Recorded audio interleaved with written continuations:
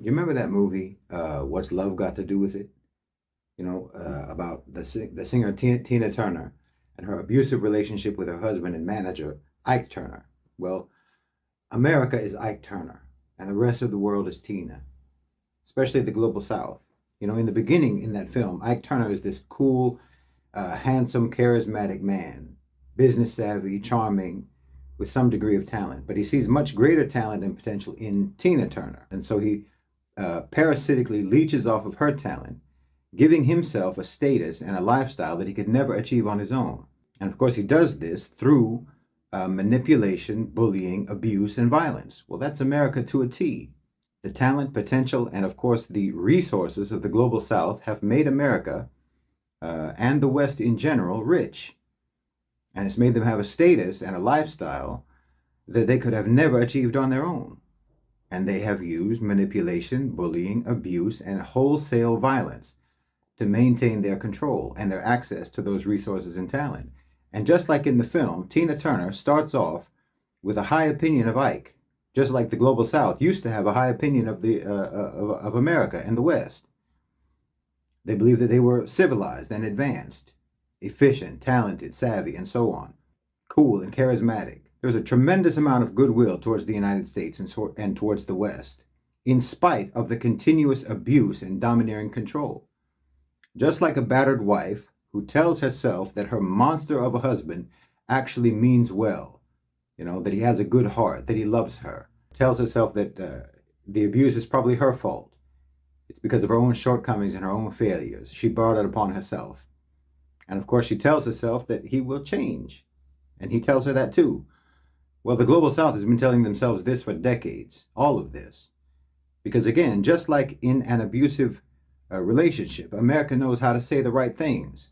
They know how to play with our emotions, how to push our buttons, how to manipulate their way out of accountability for battering, abusing, and terrorizing everyone in the world. But again, just like in the film, how Tina Turner eventually gets fed up and recognizes and acknowledges what a monster Ike actually is, then she leaves him. And that's what the global South is doing right now. We are witnessing and living through that divorce. And just like it was for her, and just like it is for any abused wife escaping an abusive husband, it's a dangerous thing to do. But the fear is gone. And once the fear is gone, the power is gone, the mystique is gone. Because everyone is realizing that the mystique actually only continued to have any influence because it was backed by the threat of violence. We were convincing ourselves that the brutality of the West, of the United States, was out of character. But finally, the whole world can see that no, it isn't out of character. Brutality is their defining characteristic. Now, no one sees any charm. No one sees any sophistication. No one sees any charisma. All the hype has evaporated, and everyone can see what they really are. It's an undeveloped, dysfunctional society, a narcissistic society that is insecure, dependent, needy, pathologically deceitful, jealous, and immature. Anything and everything that was ever appealing or attractive has wasted away. And when they try to use the same lines that worked in the beginning, and they try to use the same bullying tactics that worked in the beginning, after everyone can see what they really are, well, it's just pathetic.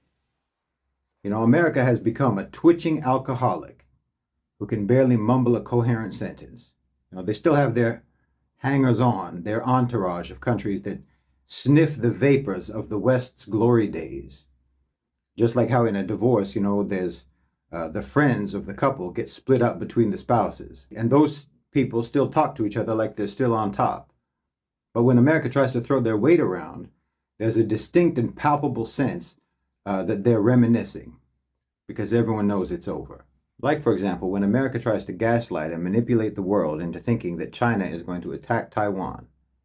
This only works when you can keep people completely shut off from the outside world. The same way, again, that an abusive husband tries to control who his wife can speak to because he wants to ensure that he is her only source of information about the world. That's the only way he can protect his lies. Once she gets away from him and she starts talking to other people, she realizes that he had painted a completely different picture that bears no resemblance to reality. just as a control tactic. Well, America might well believe that China will attack Taiwan because attacking is the only thing that they understand. Because again, all of the even semi-decent qualities that they used to have evaporated, like diplomacy, negotiation, soft power, and so on. So now nothing is left in their minds but violence. But China doesn't operate like that. Nobody operates like that. For everyone else in the world, besides America and besides the Zionists that America supports, war and violence are genuinely the last resort, not the first reflex. And you won't hear anyone talking about a Chinese invasion of Taiwan except America and Americans. Nobody in the region believes that for a second. No one poses a military threat to Taiwan except America. If anything violent happens in the region, everyone is going to know who the perpetrator is. It will be Ike. It'll be America, like it always is. Like I've said before, they've lost the global south. And they're even losing many of their own people because, yes, they are abusive and bullying towards their own citizens. And while many of their citizens may still suffer from essentially battered wife syndrome, and they still believe everything that the government and the mainstream media tells them, there is an increasing number of people who have woken up. And one of the main causes of their awakening has been Gaza.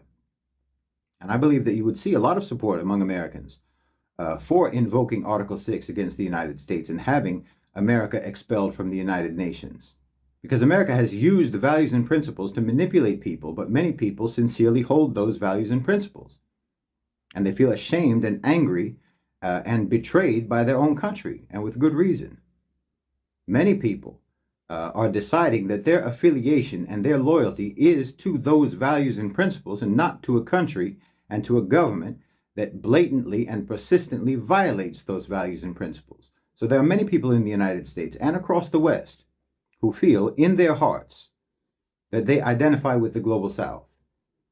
And they feel solidarity with the global South. And they feel solidarity with the Palestinians.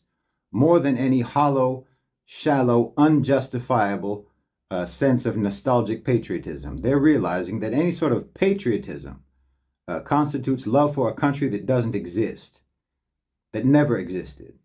A theoretical country, a theoretical society, but not one that ever actually existed in practice.